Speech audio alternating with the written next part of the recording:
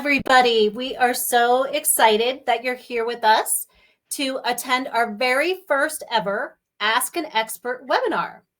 Thank you for taking time out to spend with us today.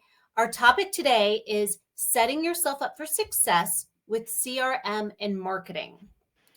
I'll be introducing Natasha, our expert, and myself, and then Natasha will jump into the key topics, CRM, marketing activities and campaigns. Please feel free to type your questions in the chat, and we will answer as many questions as possible at the end of Natasha's presentation. So our expert today is Natasha Dubauskas-Reid.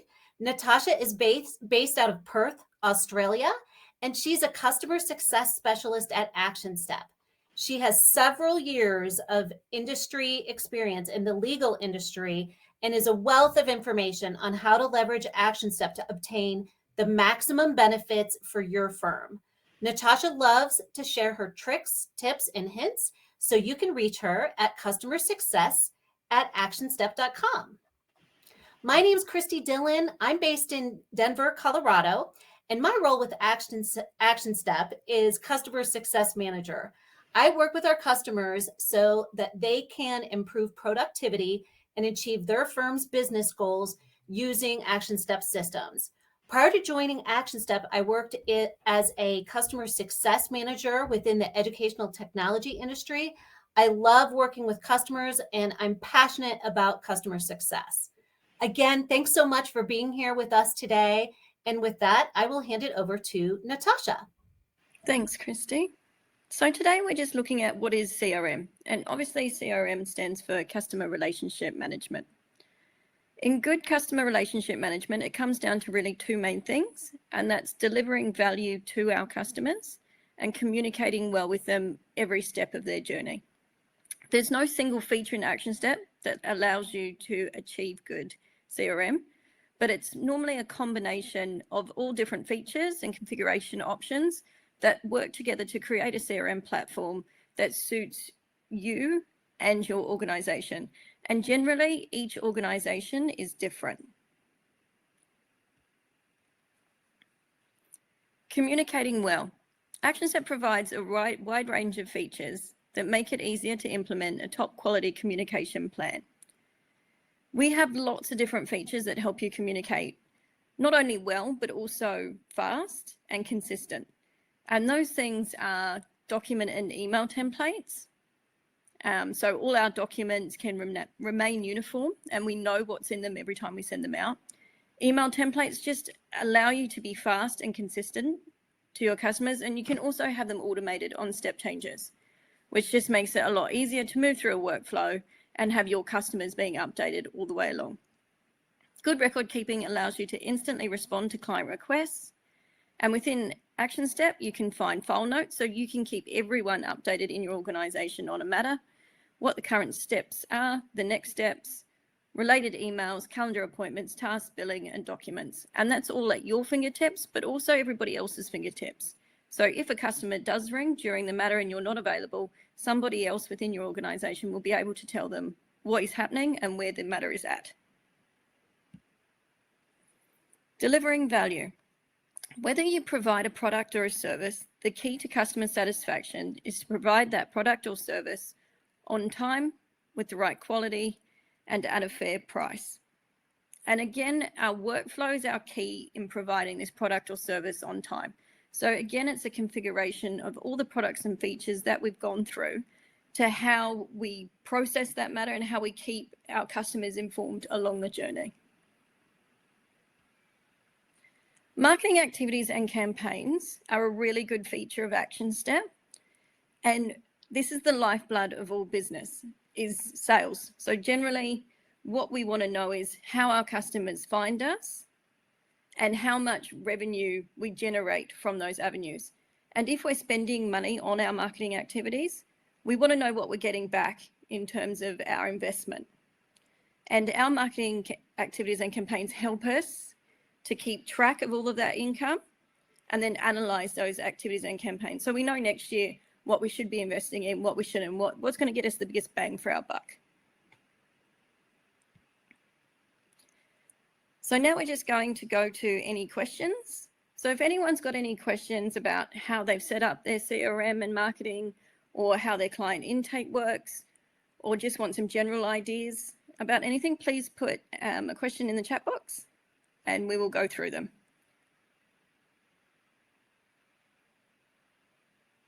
I'm just going to go to my live screen.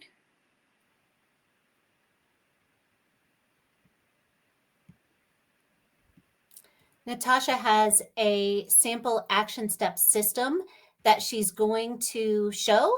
And so, so that way we can address your questions within the context of an actual system. So it looks like one of the questions that has come up, Natasha, is what is the best way to track referral sources and how much money they are generating for the firm? Okay, great question. So one way to check referral sources is to use the marketing campaign and activities. So I'll just show you an example of a marketing campaign. So here I have in-house marketing. And what this does is this looks at what income we've generated through different marketing activities. So when we set up our matter, we outline how that customer found us. And that may be talking to the customer when they've rang, and we just pick how they found us through a drop-down menu. And then any income that comes through that matter is laid out here. So for example, if we chose Facebook, if we can see here, we have income of 10,000 and we've actually spent 3,000 on advertising in Facebook. So we can see that that's quite a good return. If we click onto the actual campaign, we can see here a sales summary. So I can go through and see all of the different types and how much actual income has been generated. Now to set this up, after this Ask an Expert, I will send out detailed instructions on how we set this up. But generally, when we go into a matter, and what I'll do is I'll just create an initial consult matter. You can see here that it asks for my marketing activity. So while I'm creating the matter, I can input here how that user has found us. Then any income generated from that matter automatically gets put through to those marketing streams. And we can use that at the end of the period to see how much income we've generated from those investments.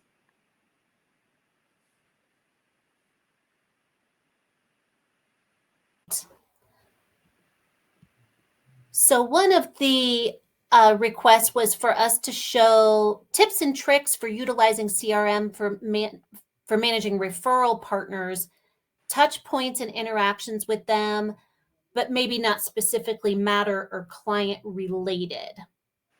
I think you just touched on that just a little bit just now in terms of being able to show where the referral came from. Do you have any other suggestions or tips or tricks for managing referral partners? Yes. So when we're looking at these marketing activities, we can obviously go back and see here our word of mouth referrals. So that just gives you a broad who's found us by talking to who. But what we actually always want to know is who exactly are these referrals coming from, which is always really good to track as well. So what we can do, so if I go to create another matter, and this is initial consult, or it can be client intake, it's just our first interactions with our customer. And let's say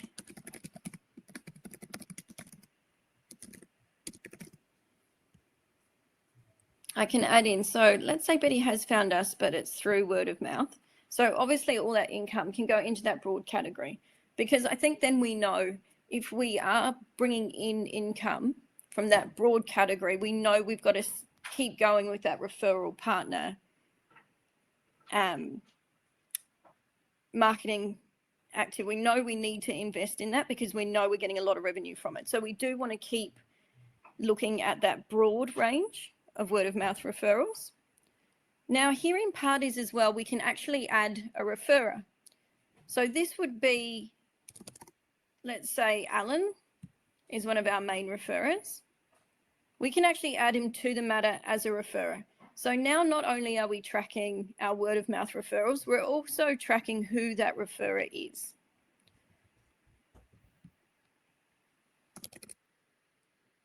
So now I'm just going to add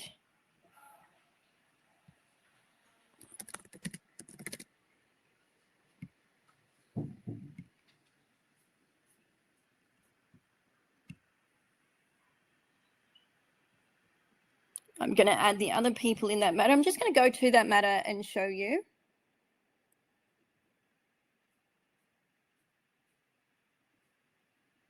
Okay, so what we're going to do here is we're going to build this matter just to show the income.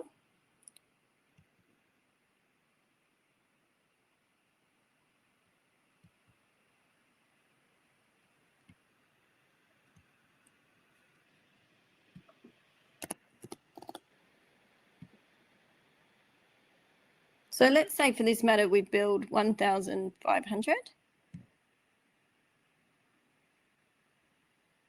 Okay, and I'm just going to create that payment.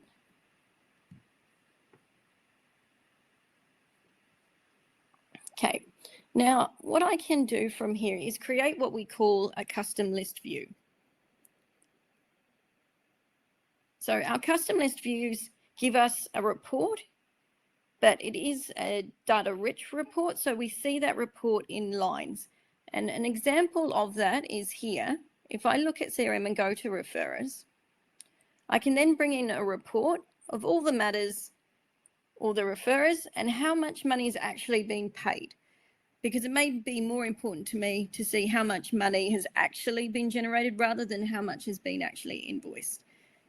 So if we then sort it by referrer, I can see that Alan has brought in quite a lot of business and there is quite a lot of funds that he has brought in. So it's setting up a report like this. So when we want that data out, we have to make sure we put that data in. So we need to track our referrers and then we can pull all of this out in a report. If we're looking for our custom list views, we can go to admin and then custom list views here. And this is where we create any of those views we like. And normally if we're looking at referrer based on matters, this would be a matter list view, but we can also do contact list views to look at some views in relation to referrers as well. I hope that covers that question.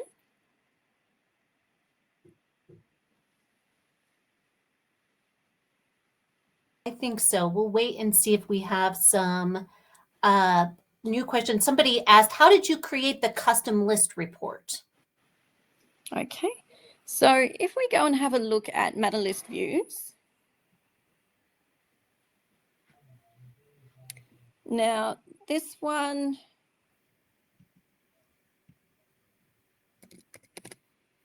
I'm just going to find so that I can show you. So this was the one report that I showed you before. So if we click on the number, we show the admin behind the report. And if we click on the title of the report, we can then add the columns for that report. So this is the admin behind the report. And this is where we create our name. We can add a description. The sort order will be, if we put it in a menu, do we want it first or second or third? Who can see this report? So we just tick the box for who can see this report. And this one here is a default list. So we don't normally tick any of these boxes because this will be if we want this report to be the actual default for that user, which we don't. We would want to pick this report. And then these are all the different filters that we can pick. Now I've left all of these open. As you can see, leave empty to show all will bring in all the information. So it will bring in all the matters, regardless of whether they're active or closed. It'll bring in everything. You can bring in certain action types. So if we jump out of there and we click on the actual title of the report, you can see here the different columns. And this is where we add more columns. So here you can see I've added the action ID, the action name, who the primary participant is, the referrer, and the amount paid. And to add further columns, you click the green Add Column button.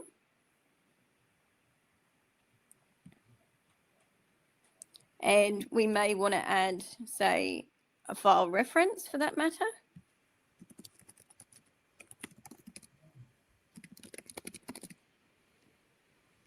And we pick the position where we want that. And we can add that column. So let's say here we've got amount paid. We may want to see amount invoiced as well. So amount invoiced, we'll put a position 450, which we'll put between these two. So if we go add column, we can put in amount invoiced. And then these are different data sources that we can choose. There's lots of different data sources depending on what data you want to bring into your report. For anything to do with our charged amounts, we want to bring in the sale purchase data. And here we want, say we want the total amount of the invoice, and that would be including any tax. And we're going to put that at 450. And hit save. Okay, and now we've got two of these. Delete one. And now we have our referrer, our amount invoice, and our amount paid. So if I click preview here, I can see what that report would look like. So here we go. So we can see, say, for example, this one, we've actually invoiced 500, hasn't yet been paid. So there's lots of different data that you can input into these reports, however you would like to. Was there any other questions? Lots. So Victor has asked, what's the best way to set up an automated email marketing campaign that would continue to email a potential customer until they respond to the email or fill out an action step web form? Good question. To be honest, probably I would say the best way to do that would actually be using an automated email marketing platform. So the way I would look at it is using something like MailChimp or ActiveCampaign. And when we input a prospective customer into Actionstep, we can either do it manually, which means we can input the prospective customer. We can create one of these reports. We can export it and import it into MailChimp, or we can use Zapier, which is in real time. So as soon as we enter a prospective client, Zapier will put that through to MailChimp. MailChimp will start an automated email campaign. And then when they click on a certain thing within that email, or we have a link in there, it can lead to one of our web forms.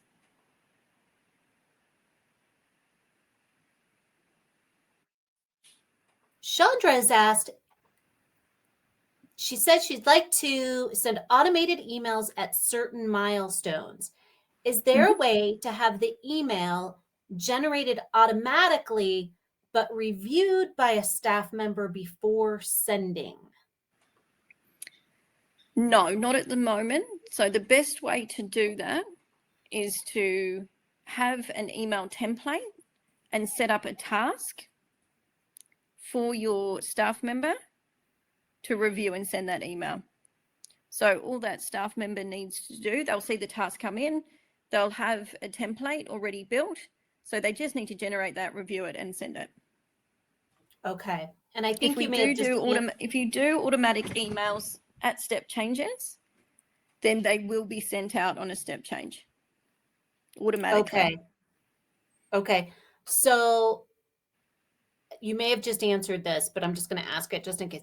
So for example, after a certain amount of time or a task is marked, can that be triggering an email?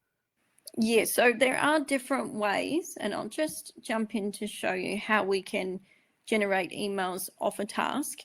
Okay. So if I go back into my matter types and I go into initial consult,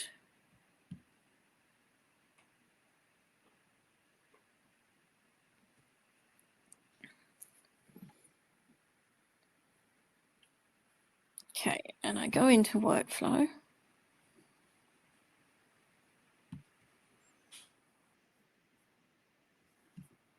Okay, so let's see here, there's tasks within our workflow. So let's say, for example, I'm on the engage step and I've got a new task. And we'll say here, this is for the paralegal. And let's say, or actually this could be to the client. Paralegal to get signed cost agreement. I'm going to hit save here. Okay, now here we have notifications. So once we've got our task, we can go to notifications, and this is where we can set up automatic email notifications off this task. So we can do that when the task is created. We can have an automated email go out and also a pop-up if we want, but these emails can also be templated. So we can have our automatic email already made, and so when this task is created, it sends an email to the paralegal to say, make sure that we get this cost agreement back signed. On completed, we could have an email go out to the lawyer to say, this cost agreement has now been returned and it's time to start work. You can do it on task change from completed and also on task due date. So here we could say if we get to the due date, which means it hasn't been returned, we can have an automatic email go to the client to say your cost agreement hasn't been returned. Please return it as soon as possible. So there are ways to build in these automatic emails on different aspects of your task.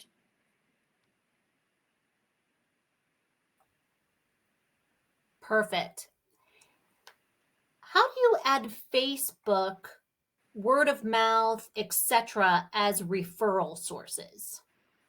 So it's called a marketing campaign that you start with as a workflow, and then you need to add marketing activities, which is also different workflows. I would go through how to create it, but it takes a little while. But what I have done is created a complete guide on how to do this, which I will send out after this Ask an Expert, which goes through each part step by step. And you can add any type of marketing activity. So it doesn't have to be Facebook or word of mouth. You may have channels through radio or magazine or even TV. You can add any of those channels. So it's completely customizable. Terrific. So for those of you who have asked questions that we haven't been able to get to, just know that we will be following up. We have your contact information. And just now we have loaded a poll. We're really interested in finding out what kinds of other webinars you would like for us to do in the future. And so if you can take just a moment and respond to the poll that's just been posted.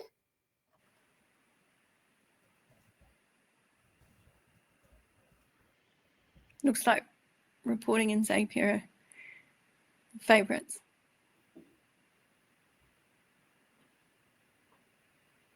Great. It looks like we've got just about 80% of the audience responding to the questions. And reporting, client management and retention, and Zapier functionality. I guess reporting and Zapier functionality are the top two. So terrific. And with that, I think Right. we can answer a few more questions. Let's see here. One person asked, is it better to build CRM or intake steps into each matter type, or to create a CRM intake matter and then link to related matters? Personally, again, because it's so customizable, it depends on how you work as to what's going to fit you better. My personal recommendation is to have a separate CRM client intake, initial consult, have that first communications with the customer be a separate matter that you relate. And the reasons for that are that when we make changes to, say, our engagement letter, our terms and conditions, if we have that built into every workflow, then that has to be changed for every workflow. So the administration behind that is quite large. So if it's separate, we only have one place where we need to change that process or change any of those template documents or emails, and it's a lot easier. Also, when we're looking at reporting, if we do have those related matters, we can create reports based on related matters as well. So here we can see our initial consults, but we can also have information here about the matters they're related to. So we can see what's moved from an initial consult into an actual working workflow. So we can see who's engaged and who hasn't. You could also build into this some custom data to put in about why maybe it didn't go from initial consult to work, and use this report to figure out, are we charging too much? Are our quotes too high? Were we not responsive enough? So that we can, really analyze that workflow so that we get as many converted deals as possible, or converted work as possible. So personally, I do prefer the separated one just because it's less admin. And we can also bring out a lot of reporting based on those related matters. Great. And we have time for just one more question. If anybody has any additional questions, please feel free to put them in the chat, and we will follow up with you to respond to your question. The one I will pitch to Natasha now is, can we generate a template email from a discrete task window or only from a task list?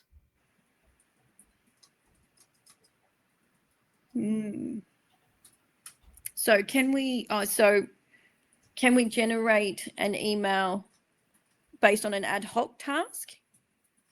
I think maybe what that means, if that means that, then no, unfortunately, the only way we can generate those automatic emails is if the task is in the workflow. If it's a one-off task, no, we can't add those automatic emails. Okay. All right. Terrific. Thank you again, everybody, for joining us today. And thank you, Natasha. Per usual, you are amazing with all the information that you can source out of Actionstep and put it all together. Really appreciate it. And thanks to everybody for joining with us and providing such great questions for us to answer today. Thanks, everyone.